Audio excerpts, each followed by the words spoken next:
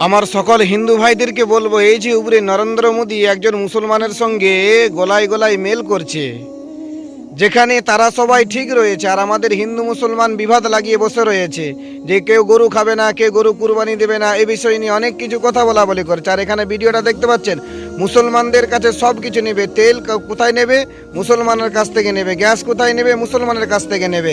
আর এইদিকে ভারতবর্ষের জমিনে হিন্দু মুসলমান করিয়ায় দাঙ্গা হাঙ্গামা লাগিয়ে রেখেছে, আর এইদিকে মোদি নিজে গিয়ে ওইখানে তারা পার্টিসিপেট করেছে। এটাই তো পার্থক্য, যে নেতারা নেতাদের জায়গায় রয়েছে আর আমরা আমাদের জায়গায় পড়ে রয়েছি। আমরা নিজেরা মরে যাচ্ছি, কিন্তু নেতাদের কিছুই যায় আসে না। তারা নিজেদের মতো করে তারা এসি করে ঠান্ডা করে বসে রয়েছে চুপচাপ, আর আমাদেরকে লেলিয়ে দিচ্ছে, আর আমরা লেলিয়ে যাচ্ছি, আর আমরা হিন্দু মুসলমান করে করে মরে যাচ্ছি। ভাই, এদিক থেকে সবাই সচেতন থাকুন। এখান থেকে সবাই একটা জিনিস বুঝতে শিখুন, যে নিজেদেরকে খেটে